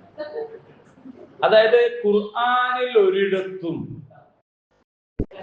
നമസ്കാരം നിയ്യത്ത് വെക്കുക, തക്ബീറത്ത് ഇഹ്റാം, പിന്നെ വജ്ജത്ത് ഓതുക, ഫാത്തിഹ, ഇങ്ങനെ നിസ്കാരത്തിന്റെ കൈഫിയത്ത് പഠിപ്പിച്ചിട്ടില്ല. ഒരു റുക്കൂ ചെയ്യുക, 2 സുജൂദ് ചെയ്യുക, ഇടയിൽ ഇരുത്തുണ്ടാവുക, തയ്യാത്ത് ചെല്ലുക, പഠിപ്പിച്ചിട്ടില്ല. പഠിപ്പിച്ചത് ആരാണ്? റസൂലുള്ളാഹി സ്വല്ലല്ലാഹു അലൈഹി വസല്ലമാണ്.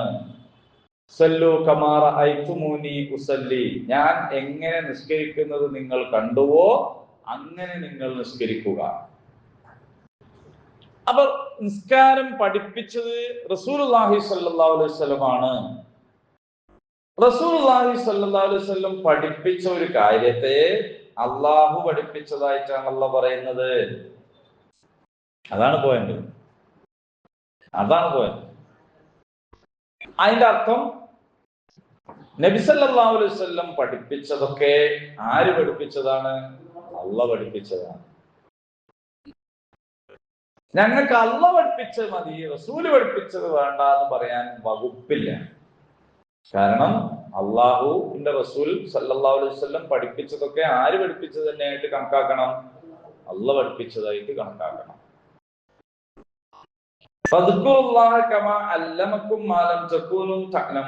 നിങ്ങൾക്ക് അറിഞ്ഞുകൂടാത്തത് അള്ളാഹു നിങ്ങൾക്ക് പഠിപ്പിച്ചെന്ന പോലെ നിങ്ങൾ അള്ളാഹുവിനെ നിസ്കരിക്കണം, സ്മരിക്കണം എന്നാണ്.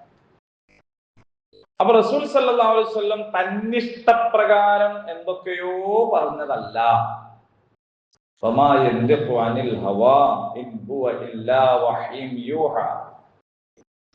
തന്നിഷ്ടപ്രകാരം പറയുന്നവനല്ല റസൂൽ സല്ലല്ലാഹു അലൈഹി വസല്ലം, വഹീന്റെ അടിസ്ഥാനത്തിലാണ് പറയുന്നത്.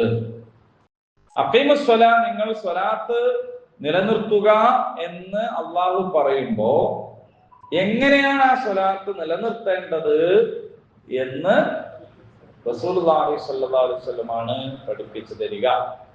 അപ്പൊ റസൂലുള്ളാഹി സ്വല്ലല്ലാഹു അലൈഹി വസല്ലം പഠിപ്പിച്ചു തന്ന കാര്യവും ആര് പഠിപ്പിച്ചു തന്ന കാര്യമാണ്? അള്ളാഹു പഠിപ്പിച്ച കാര്യമാണ്. അപ്പോൾ സുന്നത്തിന്റെ, ഹദീസിന്റെ ആവശ്യകതയെ സംബന്ധിച്ചാണ് ഈ പറയുന്നത്. മനസ്സിലാവുന്നുണ്ടോ? ആ ഹദീസല്ലേ എന്ന് പറയരുത്, ആ ഹദീസല്ലേ ഇന്ന് നിസ്സാരമാക്കരുത്. ഖുർആനിലുണ്ടോ എന്നാ പറയും, മറ്റേയൊക്കെ ഹദീസല്ലേ എന്ന് പറയരുത്. കാരണം ഈ ഖുർആൻ തന്ന ആള് തന്നെയാണ് എന്ത് തന്നത്? ഹദീസ് തന്നത്. അത് നിസ്കാരത്തെ പറ്റി മാത്രമല്ല കേട്ടോ, ഹജ്ജും മനാസിക്കൊക്കെ നിങ്ങൾ ഈ ഹജ്ജ് എങ്ങനെ ചെയ്യണം, എവിടെ നിൽക്കണം, എന്താക്കണം എന്നൊക്കെ എന്നിൽ നിന്ന് പഠിച്ചോളൂ എന്നാണ് റസൂലുള്ളാഹി സ്വല്ലല്ലാഹു അലൈഹി വസല്ലം പറഞ്ഞത്. അള്ളാഹു ഹജ്ജ് ചെയ്യാനാണ് പറഞ്ഞത്. അപ്പോ അതാണ് അതിലുള്ള ഏറ്റവും പ്രധാനപ്പെട്ട ഒരു പോയിന്റ്. മറ്റൊന്ന് സ്വലാത്തുൽ ഖൗഫ് എന്ന് പറയുന്ന ഒരു സ്വലാത്തുണ്ട്, ഭയത്തിന്റെ നിസ്കാരം. ഇപ്പൊ യുദ്ധവേളയിലാണെങ്കിൽ പോലും നിസ്കാരമുണ്ട്. അത് ഫിഖിന്റെ കിതാബിൽ പഠിപ്പിച്ചിട്ടുണ്ട് എങ്ങനെയാണെന്നൊക്കെ. പക്ഷെ നമ്മൾ മനസ്സിലാക്കേണ്ടത് യുദ്ധവേളയിൽ പോലും ജമാഅത്തായിട്ട് നിസ്കരിക്കാനാണ് പഠിപ്പിച്ചത്. യുദ്ധം ചെയ്യാണ്, ശത്രുക്കൾ മുന്നൊന്നും ഇങ്ങോട്ട് വാളും കുന്തവും ഒക്കെ ആയിട്ട് നിൽക്കുകയാണ്. അപ്പോ കഅബയുടെ ഭാഗത്താണ് ശത്രുക്കൾ നിൽക്കുന്നതെങ്കിൽ ഇവിടുന്ന് നിങ്ങൾ ശത്രുക്കളുടെ നേരെ തിരിയുമ്പോൾ നിങ്ങൾ കഅബയുടെ നേരെ തന്നെ ആയിരിക്കുമല്ലോ. അങ്ങനെയാണെങ്കിൽ ഇമാം എന്തു ചെയ്യണം? മറ്റുള്ളവർ എന്തു ചെയ്യണം? ഇമാമ് നിസ്കരിക്കണം. ഒന്നിലധികം സഫായിട്ട് മാമൂമിങ്ങൾ ഉണ്ടാകും. അപ്പോൾ എല്ലാം ഇമാമിന്റെ കൂടെ ചെയ്യുകയും സുജൂദിലേക്ക് ഒരു സഫ് സുജൂദിൽ പോവുകയും മറ്റുള്ളവർ ശത്രുക്കളെ നോക്കി നിൽക്കുകയും ചെയ്യണം. എന്നിട്ട് അവർ സുജൂദിൽ നിന്ന് എഴുന്നേൽക്കുമ്പോൾ മറ്റുള്ളവർ എന്ത് ചെയ്യണം? സുജൂദിൽ പോകണം. നിങ്ങൾ ആലോചിച്ച് നോക്കൂ, വാളും കുന്തമായിട്ട് യുദ്ധം ചെയ്യാൻ നിൽക്കുന്ന സമയത്ത് പോലും സ്വലാത്തുൽ ജമാഅത്ത്. ഇനി അതല്ല തിരിഞ്ഞാണ് നിൽക്കണതെങ്കിൽ, അന്നത്തെ യുദ്ധ രീതി ആയതുകൊണ്ട് അങ്ങനെയൊക്കെ വരുന്നത്. ഇന്നിപ്പോ അങ്ങനെയൊന്നല്ല, മൊത്തം ബോംബിടലാണ്. തിരിഞ്ഞാണ് നിൽക്കുന്നതെങ്കിലും എന്ത് ചെയ്യണം? ഒരു വിഭാഗം പോയിട്ട് ഇമാമിന്റെ കൂടെ, ഇപ്പൊ 4 റക്അത്തുള്ളതാണെങ്കിൽ ഒരു വിഭാഗം പോയിട്ട് ഇമാമിന്റെ കൂടെ നിസ്കരിക്കണം. അപ്പൊ ഇമാമ 2 റക്അത്ത് കഴിഞ്ഞിട്ട് വെയിറ്റ് ചെയ്യണം. അപ്പോ അവര് സലാം വീട്ടി 2 റക്അത്ത് പൂർത്തീകരിച്ചിട്ട് അവർ യുദ്ധഭൂമിയിലേക്ക് തിരിക്കണം. അപ്പൊ മറ്റുള്ള ആൾക്കാർ ഇവിടെ വരണം. അവർ വന്നിട്ട് ഇമാമിന്റെ കൂടെ ചേരണം. എന്നിട്ട് ഇമാമിന്റെ കൂടെ 2 റക്അത്ത് നിസ്കരിക്കണം. അത് എന്ത് ചെയ്യണം? എന്നിട്ട് ഇമാം അവിടെ തന്നെ ഇരിക്കണം. ഇവര് 4 പൂർത്തീകരിച്ചാൽ ഇമാം സലാം. യുദ്ധവേളയിൽ ഉള്ള സംഭവമായി പറയുന്നു. അപ്പൊ അവിടെ നമ്മളെ നിസ്കാരാണെങ്കിൽ ഇങ്ങനത്തെ വല്ല പ്രശ്നമുണ്ടോ? ഓരോരുത്തർ ഇങ്ങനെ നിസ്കരിച്ചാൽ പോരെ എന്ന് നോക്കും. പക്ഷെ ജമാഅത്തായിട്ടുള്ള നിസ്കാരത്തിന്റെ ഒരു അനിവാര്യത എത്രത്തോളമാണ് എന്നാണ് ഈ പഠിപ്പിക്കുന്നത്. ഞാൻ നിസ്കരിച്ചോളാം എന്ന് പറഞ്ഞിരിക്കുന്ന, ഒരേന്ന് നിസ്കരിക്കുന്ന ഒരു സിസ്റ്റം തന്നെ യഥാർത്ഥത്തിൽ ഇല്ല. പെണ്ണുങ്ങൾക്ക് ഇളവുണ്ട്, അത് ഇളവാണ്. അള്ളാഹു പെണ്ണുങ്ങൾക്ക് ഒരുപാട് ഇളവ് തന്നിട്ടുണ്ട്, അതിൽപ്പെട്ടതാണ്. പുരുഷന്മാരെ സംബന്ധിച്ചിടത്തോളം ജമാഅത്തായിട്ടാണ് നിസ്കാരം. അപ്പോ അതിന്റെ ഒരു പ്രാധാന്യം. അപ്പൊ എത്ര യുദ്ധഭൂമിയിൽ പോലും ജമാഅത്തായിട്ടാണ് നിസ്കരിക്കുന്നതെങ്കിൽ നമ്മൾ എന്തെല്ലാം, എന്നിട്ടും അവിടെ ഒന്ന് ജമാഅത്തായ നിസ്കാരം അതിന്റെ പ്രാധാന്യം, മറ്റൊന്ന് നിസ്കാരത്തിന്റെ തന്നെ പ്രാധാന്യം. ഖൗഫുള്ളപ്പോ, ഹിംസ ജന്തുക്കൾ വരുമെന്ന് പേടിക്കുമ്പോ, രോഗം അസുഖത്തിന്റെ കാരണത്താൽ നിങ്ങൾക്ക് രോഗം മൂർച്ഛിക്കാൻ സാധ്യതയുണ്ട് എന്ന് ഭയപ്പെടുമ്പോൾ, നിന്ന് നിസ്കരിക്കുമ്പോൾ തലയിറങ്ങി വീഴുന്ന ബാലൻസിന്റെ പ്രശ്നം ഉണ്ടെങ്കിൽ, അല്ലെങ്കിൽ വാഹനം വിട്ടുപോകുമെന്ന് ഭയപ്പെടുമ്പോൾ, കലാപകാരികൾ ആക്രമിക്കുമെന്ന് ഭയം ഉണ്ടാകുമ്പോൾ, അപ്പൊ നമ്മൾ കിബിലക്ക് അഭിമുഖമായിട്ട് നിന്ന് നിസ്കരിക്കുമ്പോൾ ബാക്കിൽ നിന്ന് വിട്ടുവരികയാണെങ്കിൽ അപ്പൊ നമുക്ക് കിബില നോക്കാതെ എന്ത് ചെയ്യാം? നിസ്കരിക്കാം. അപ്പൊ നടന്നുകൊണ്ട് നിസ്കരിക്കാം, വാഹനത്തിൽ ഏറിക്കൊണ്ട് നിസ്കരിക്കാം. എന്നാൽ പോലും നിസ്കരിക്കാതിരിക്കാം എന്നൊരു ഓപ്ഷൻ ഇല്ല. സുബ്ഹാനല്ലാഹ്. അപ്പൊ നമ്മളൊക്കെ നിത്യജീവിതത്തിൽ, നമ്മൾ എന്ന് പറഞ്ഞാൽ നമ്മളെ സമൂഹം, മരിച്ചോടത്ത് അല്ലെ, മരിച്ച ആളുടെ ഭാര്യന്റെ നിസ്കാരം, ആ വീട്ടിലുള്ളവരുടെ നിസ്കാരം, കല്യാണപ്പുരയിലുള്ള നിസ്കാരം, തക്കാരത്തിന്റെ നിസ്കാരം, അതിനെക്കുറിച്ചൊക്കെ നിങ്ങൾ ചിന്തിച്ചു നോക്കും. പള്ളി തൊട്ടടുത്തിൽ, കല്യാണ വീട്ടില് പള്ളി തൊട്ടടുത്തുണ്ടെങ്കിൽ ഓക്കെ, ആ സമയത്ത് പോയിട്ട് നിസ്കരിച്ചു വരാം. ഇല്ലെങ്കിൽ ഈ നേരത്തെ പറഞ്ഞ സ്റ്റേജ് കെട്ടണതിനെക്കാട്ടിലും പ്രധാനം ഒരു നിസ്കരിക്കാനുള്ള ഒരു സ്ഥലം ഉണ്ടാക്കലല്ലേ അല്ലേ? അപ്പൊ നമ്മൾ എന്തിനൊക്കെ കല്യാണപ്പുരയിൽ സൗകര്യം ഉണ്ടാക്കുന്നു, വെൽക്കം ഡ്രിങ്ക് കൊടുക്കാൻ പന്തലുണ്ടാക്കുന്നു, വന്നതിന് ശേഷം ഭക്ഷണത്തിന് അവിടെ ഇരിക്കുന്നതിന്, അതിന് ശേഷം പുഡിങ് കഴിക്കുന്നതിന് എല്ലാ സംവിധാനം ഉണ്ട്. സ്വലാത്തില്ല. അങ്ങനെ അപ്പോ യുദ്ധവേളയിൽ പോലും ജമാഅത്തായിട്ടുള്ള നിസ്കാരത്തിന്റെ പ്രാധാന്യം അറിഞ്ഞ മുഅ്മിനെ, എവിടെയാണ് നീ ജീവിക്കുന്നത്? അപ്പൊ അതുകൊണ്ടാണ് ഈ ത്വലാഖ് പറയുന്നതിന്റെ ഇടയിലും അള്ളാഹ് എന്ത് പറഞ്ഞത്? നിസ്കാരം പറഞ്ഞു. അതില്ലെങ്കിൽ പിന്നെ പോയി, എല്ലാ കാര്യവും പോയി. നെടുന്തൂണ് തകർന്നാൽ പിന്നെ കെട്ടിടം നിലക്കുവോ? നിലക്കുവോ? നമ്മൾ പറയുന്നത് തകർന്നില്ലല്ലോ, ഞാൻ നിസ്കരിക്കുന്നുണ്ടല്ലോ, അസർവാൻ കൊടുക്കാനാവുമ്പോ ലോറ് നിസ്കരിക്കുന്നുണ്ടല്ലോ, മഗ്‌രിബാവുന്ന് ഉറപ്പായാൽ അസർ നിസ്കരിക്കുന്നുണ്ടല്ലോ, അതിന്റെ മുമ്പ് തന്നെ, പിന്നെ ഞങ്ങൾക്ക് അള്ളാഹ് വീട്ടുന്നുണ്ടല്ലോ എന്നൊക്കെയാണ് പലരുടെയും വാദം. അപ്പൊ നിങ്ങൾ ഇവിടുന്ന് പിന്നെ ജമാഅത്ത് നിസ്കരിക്കാൻ തന്ന അവസരങ്ങൾ ഉപയോഗപ്പെടുത്തണം. യാത്ര പോകുമ്പോ, ടൗണിലേക്ക് പോകുമ്പോ, പർച്ചേസിന് പോകുമ്പോ ഒക്കെ നിങ്ങൾക്ക് എന്ത് ചെയ്യാം? ജമാക്കാം. സ്വലാത്ത് വിട്ടുപോയത്, ളുഹറിന്റെ 2 മണിക്കോ 3 മണിക്കോ ബസ് കയറി പോകണം, അസറാൻ കൊടുത്തില്ല, അങ്ങനെ പോയിട്ട് പർച്ചേസ് കഴിഞ്ഞ് നോക്കുമ്പോൾ മഗ്‌രിബായി പോയി. എവിടെ പോയി അസർ എന്ന് വെച്ചാൽ ഇവിടെ വന്നിട്ട് ഖളാ വീട്ടി എന്നാണ് പറയണതെങ്കിൽ അത് സ്വലാത്തല്ല. അപ്പൊ നിങ്ങൾ ആദ്യം തന്നെ ഇങ്ങനെ പോകണുണ്ടെന്ന് യാത്ര പ്ലാൻ ചെയ്തിട്ട് ളുഹറിന്റെ കൂടെ ജമാക്കി നിങ്ങൾക്ക് നിസ്കരിക്കാം. ഇനി അങ്ങനെ മുൻകൂട്ടി പ്ലാൻ ചെയ്തതല്ലാത്ത ആക്സിഡന്റലി ഉള്ള ഒരു യാത്രയാണെങ്കിൽ നിങ്ങൾക്ക് അസർ പോലെയുള്ള നിസ്കാരം എന്ന് പറഞ്ഞാൽ മഗ്‌രിബിന്റെ കൂടെ കൂട്ടാൻ പറ്റൂലല്ലോ, അത് നിങ്ങൾക്ക് എങ്ങനെ നിസ്കരിക്കാം? എങ്ങനെ കഴിയുന്നോ അങ്ങനെ നിസ്കരിക്കാം. അസർ നിസ്കാരം എന്നല്ല, സലാത്തിന്റെ സമയത്ത് നിസ്കരിക്കണം. അതായത് ളുഹർ അസർ ജമ്മാക്കാലോ. അപ്പൊ ജമ്മാക്കി ഇല്ലെങ്കിൽ പിന്നെ അസർ മഗ്‌രിബിലേക്ക് വെക്കാൻ പറ്റൂലല്ലോ. അപ്പൊ ഖളാ ആക്കുക, ഖളാ വീട്ടുക എന്ന് പറഞ്ഞ പരിപാടി അല്ലല്ലോ, സമയത്തിന് നിസ്കരിക്കണ്ടേ. അപ്പൊ അതുകൊണ്ടാണ് എന്നോട് ചോദിച്ചോളൂ, ടീച്ചർക്ക് അറിയെങ്കിലും ചിലപ്പോ ടീച്ചർക്കും തെറ്റിപ്പോകും. അസർ മഗ്‌രിബിയോട് കൂട്ടാൻ പറ്റൂല, ഓരോന്നും കൂട്ടിയാൽ കൂടണ്ടേ. ളുഹറും അസറും തമ്മിൽ കൂട്ടാം, മഗ്‌രിബ് ഇശാവും തമ്മിൽ കൂട്ടാം. ജമ്മാക്കുകയാണെങ്കിൽ 4 തന്നെ, യാത്രക്കാരാണെങ്കിൽ 2 മഗ്‌രിബ് 3 ഇശാ 2 ആക്ക യാത്രയിലാണെങ്കിൽ, അല്ലെങ്കിൽ മഗ്‌രിബ് 3 ഇശാ 4. സുബ്ഹി ഒന്നിനോടും കൂട്ടുകയില്ല, കുറയ്ക്കുകയില്ല. ളുഹറിനോടും കൂട്ടാൻ പറ്റില്ല, ഇശാനോടും കൂട്ടാൻ പറ്റില്ല, രണ്ടുള്ളത് ഒന്നാക്കാനും പറ്റൂല. അപ്പൊ ജംഅ എന്ന് പറഞ്ഞാൽ ഒന്നിച്ചു കൂട്ടുക, കസ്ർ എന്ന് പറഞ്ഞാൽ കുറയ്ക്കുക. ഇതിനൊക്കെയുള്ള അവസരങ്ങൾ അള്ളാഹു ആദ്യേ തന്നിട്ടുണ്ട്. പക്ഷെ അപ്പോഴും ഹാഫിളു, നിങ്ങൾ സൂക്ഷിക്കണം, നിസ്കാരം വിട്ടിട്ടുള്ള കളി പറ്റൂല. അള്ളാഹു റബ്ബുൽ ഇസ്സത്ത് കാരുണ്യവാനാണ്. അള്ളാഹു നമുക്ക് ഒരുപാട് സംവിധാനങ്ങൾ തന്നിരിക്കുകയാണ്. സ്വലാത്തുൽ ഖൗഫ് തന്നിരിക്കുന്നു, അല്ലെ, ജമ്മാക്കി നിസ്കരിക്കാൻ തന്നിരിക്കുന്നു, കസ്റാക്കാൻ പറ്റും, അങ്ങനെ ചെയ്തോളൂ എന്ന് പറഞ്ഞിരിക്കുന്നു. നിൽക്കാൻ കഴിയാത്തവർക്ക് ഇരിക്കാം, കഴിയാത്തവർക്ക് കിടക്കാം, എന്നിട്ട് ദേഹനക്കാൻ പറ്റാത്തവർക്ക് കണ്ണിലെ കൺപോളകൾ കൊണ്ട്, അതും കഴിയാത്തവർ മനസ്സുകൊണ്ടൊക്കെ എങ്ങനെ വേണമെങ്കിൽ. പക്ഷെ എന്നാലും റസൂലുള്ളാഹി സ്വല്ലല്ലാഹു അലൈഹി വസല്ലം വഫാത്താകുന്ന നേരത്ത് പ്രത്യേകം നടത്തിയ വസിയത്ത് അസ്സലാ അസ്സലാ അസ്സലാ. അപ്പൊ അത്രക്ക് പ്രാധാന്യം നമുക്ക് വേണം.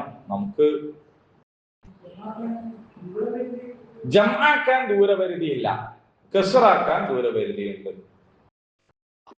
ജംആക്കുക എന്ന് പറഞ്ഞാൽ ഒന്നിച്ച് നിസ്കരിക്കാൻ ഇത്ര ദൂരം പോകണമെന്നൊന്നുമില്ല. അത് സന്ദർഭത്തിന് വേണ്ടി ആണ്. അതേ സമയത്ത് നിസ്കാരത്തിലുള്ള ഒരു സൂക്ഷ്മതയാണ് നമ്മൾ കാണിക്കേണ്ടത്. നമ്മൾ പലപ്പോഴും ഇത്തരം കാര്യങ്ങളിൽ വസ്വാസായിട്ട് ജമ്മാക്കാതെ ഡിമ്മാക്കുകയാണ് ചെയ്യുക. ഡിമ്മാക്കരുത്, നിസ്കാരം തന്നെ വേണ്ടാന്ന് വെക്കാൻ പാടില്ല. അപ്പോൾ നിങ്ങൾ ഭയപ്പെടുകയാണെങ്കിൽ നടന്നിട്ടും നിസ്കാരത്തിൽ അനങ്ങാൻ പാടില്ല എന്നല്ലേ. പക്ഷെ നടന്ന് നിസ്കരിച്ചോളി. പക്ഷെ കാരണം ഭയപ്പാടുണ്ടെങ്കിൽ എങ്ങനെയെന്ന് ചോദ്യം തന്നെ ഇല്ല അവിടെ. വത്തഖുല്ലാഹ മസ്തതഅ്തും, അത് ദീനിന്റെ അടിസ്ഥാനമായ ഒരു സംഗതിയാണ്. സാധ്യമായ രീതിയിൽ നിങ്ങൾ തഖ്വ കാണിക്കുക എന്നാണ്. അഥവാ നിങ്ങൾ പലായനം ചെയ്യാണ്, നിങ്ങളെ ശത്രുക്കൾ ഓടിക്കുകയാണ്, അപ്പൊ ആ സമയത്ത് നിങ്ങൾക്ക് ഒരു സ്ഥലത്ത് നിന്ന് നിസ്കരിക്കാൻ പറ്റൂല. അപ്പൊ നിങ്ങൾ എന്ത് ചെയ്യുന്നു? നടന്നു നിസ്കരിക്കുന്നു. നിങ്ങളെ കയ്യിൽ ബാഗും കൊടയും കുട്ടിയും ഒക്കെ ഉണ്ട്, കൈ കെട്ടാൻ പറ്റൂല. അപ്പൊ നിങ്ങള് ഒരു കയ്യിൽ കുട്ടിനെയും ഒരു കയ്യിൽ ബാഗും ഒക്കെ പിടിച്ചിട്ട് നടന്നുകൊണ്ട് നിങ്ങൾ നിസ്കരിച്ചോളൂ. അപ്പൊ നിങ്ങൾക്ക് കിബിലെ അഭിമുഖീകരിക്കാൻ കഴിഞ്ഞോളണമെന്നില്ല, ഇടക്കിടക്ക് തിരിഞ്ഞു നോക്കേണ്ടി വരും. ആയിക്കോളൂ, എന്നാലും നിസ്കരിക്കണം. ഇപ്പൊ വാഹനത്തിൽ പോവാണ്, റോഡ് അങ്ങോട്ടും ഇങ്ങോട്ടൊക്കെ തിരിയൂലേ? അപ്പൊ നിങ്ങള് തിരിയാൻ കഴിയോ? ഇല്ല. അപ്പൊ നിങ്ങൾ പോണ ഭാഗത്തേക്ക് തിരിഞ്ഞ് നിസ്കരിച്ചോളൂ.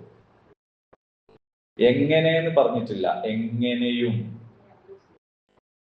അപ്പൊ സ്വലാത്തുൽ ഖൗഫ്, അപ്പൊ നിങ്ങൾ ഭയപ്പെട്ടാൽ, ആ ഭയം ഞാൻ പറഞ്ഞല്ലോ, ഏത് രീതിയിലുള്ള ഭയവുമാകാം. യുദ്ധമാകാം, കലാപമാകാം, ഹിംസ്ര ജന്തുക്കളെയാകാം, രോഗം മൂർച്ഛിക്കുമെന്ന ഭയമാകാം, വാഹനം വിട്ടുപോകുമോ എന്ന ഭയമാകാം. എങ്ങനെ ഉള്ള ഭയം നിങ്ങളെ അഭിമുഖീകരിച്ചാലും നിങ്ങൾ നിസ്കാരം നിർവഹിക്കണം.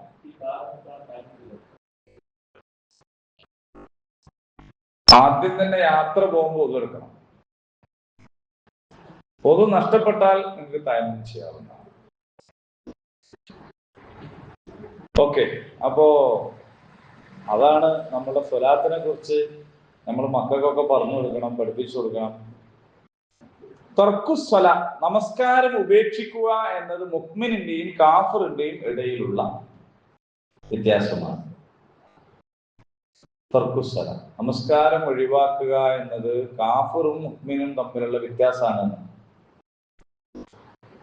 അപ്പൊ അതുകൊണ്ട് ശരിക്ക് പറഞ്ഞാലും മഹല്ല് പള്ളിയിൽ ജുമാക്കുള്ള ആളുണ്ടാവണം സുബൈക്ക്. കാരണം ജുമാ നമസ്കാരത്തിന് എന്താ പള്ളി നിറയുന്നത്? നാട്ടിലുള്ള എല്ലാവരും ജമാഅത്തിന് വന്നിട്ടാണ്.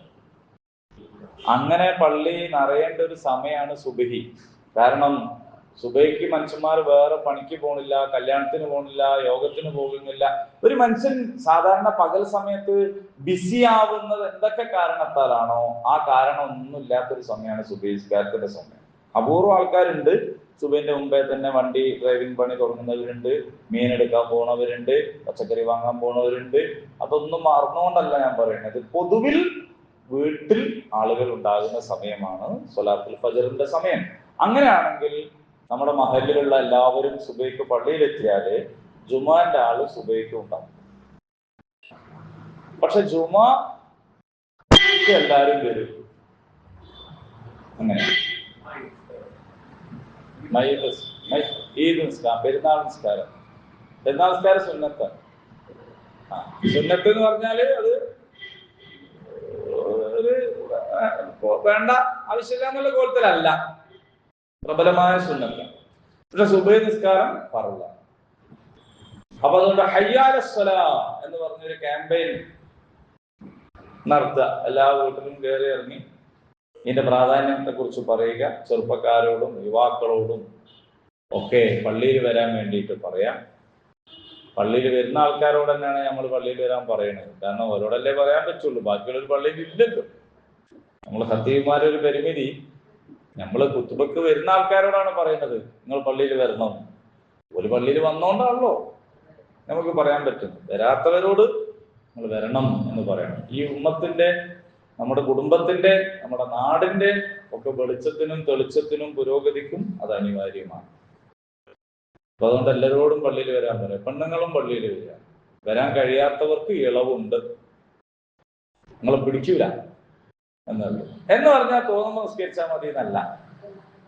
ജുമാ നമസ്കാരം എന്ത് ചെയ്യാന്ന് വെച്ചാൽ നിങ്ങളോട് പറഞ്ഞിട്ടുള്ളത് ആണുങ്ങൾ പള്ളിയിൽ നിന്ന് ഇറങ്ങിയിട്ട് ലോഹർ നിസ്കരിക്കാനാണ്. അതായത് ലോഹറാണ് നിങ്ങൾ നിസ്കരിക്കണ വെള്ളിയാഴ്ച എങ്കിൽ നിങ്ങൾ നിസ്കരിക്കേണ്ടത് ബാങ്ക് കൊടുത്ത ഉടനെ അല്ല.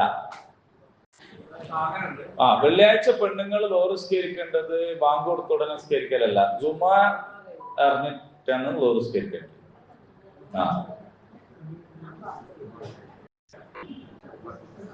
എന്തിനാ അങ്ങനെ വെച്ച്? നിങ്ങൾ പള്ളിയിൽ പോകണമെന്ന് തീരുമാനിച്ചിട്ടില്ല, പക്ഷെ അഥവാ നിങ്ങൾക്ക് പോകാൻ അവസരം കിട്ടുകയാണെങ്കിൽ അങ്ങനെ പോകണം എന്നതിന് വേണ്ടിയിട്ടാണ്. അപ്പൊ വെള്ളിയാഴ്ചന്റെ അന്ന് ലോഹർ ലേശം ഒന്ന് കാത്തിട്ട് നിസ്കരിക്കാം ജുമാ കഴിഞ്ഞിട്ട്. അല്ലാത്തത് ഏതും സമയത്തിന് മറ്റേതും അതിന്റെ സമയം തന്നെയാണ്, സമയത്തിന് നിസ്കരിക്കാം. അപ്പൊ വീട്ടിൽ നിന്ന് നിസ്കരിക്കുന്ന പെണ്ണുങ്ങൾ, വീട്ടിൽ നിന്ന് നിസ്കരിക്കുന്നത് പെണ്ണുങ്ങളാണ് എന്ന് ആണുങ്ങൾ മനസ്സിലാക്കണം. തിരിച്ച് അങ്ങനെ വരും.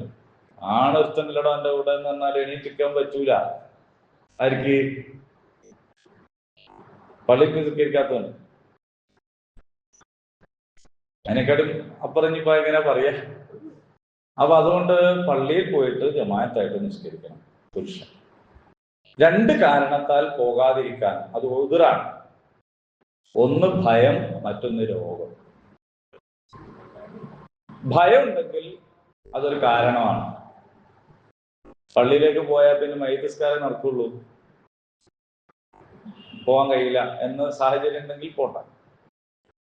അതേപോലെ രോഗം ഉണ്ടെങ്കിലും ഇളവുണ്ട്. പെണ്ണിന് പെണ്ണാണെന്നുള്ളത് തന്നെ എന്താണ്? ഒരു ഇളവാണ്.